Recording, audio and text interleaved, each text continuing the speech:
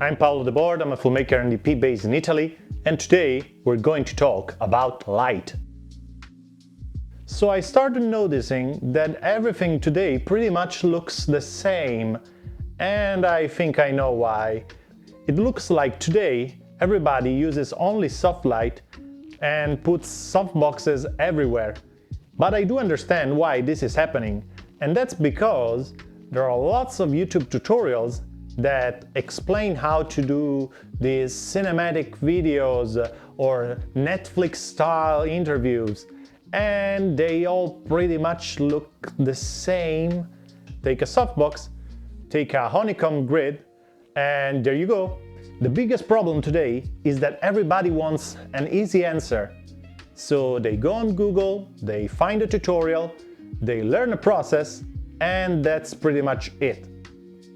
Now, this can kinda work, but you're limited. You don't know what's really happening. And this is perfectly fine until someone asks you to do something different, in a different style, or maybe to shoot on film. That's when you'll find yourself in trouble, and you'll put yourself in a corner, unable to do things just because you're following a method, because you can get all the gear you want, but it won't fill the gap in knowledge. If you did learn the basic, although, you'll find a way to make things work. Rules can be bent if you know what you're doing. The worst thing I can think about is when these YouTubers start telling you what cinematic is and what is not. So you put a light in some place, it's cinematic, you put it on another place and it's not cinematic anymore. Well, that's not how it works. I mean, I do understand the point, but if you want to light everything up and make it look flat, it doesn't mean it's not cinematic, it's just a different style. You have to learn to light different things for different emotions.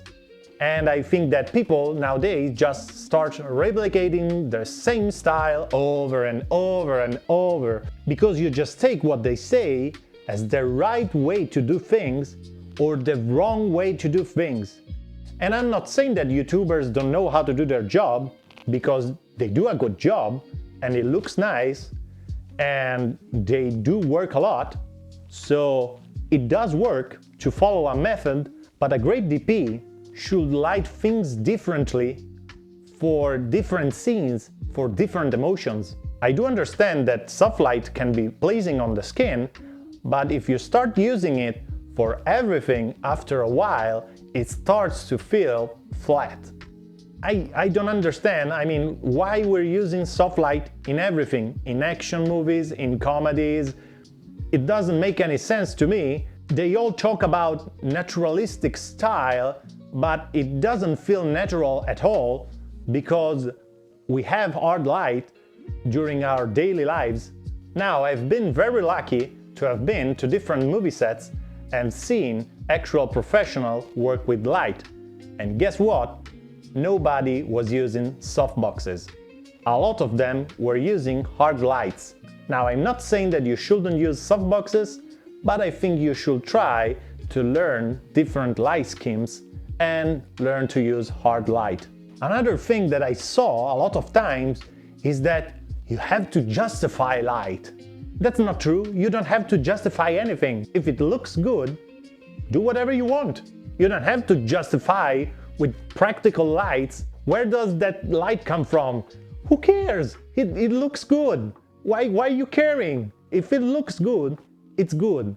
Look at Douglas Slocum. He doesn't care. It looks great.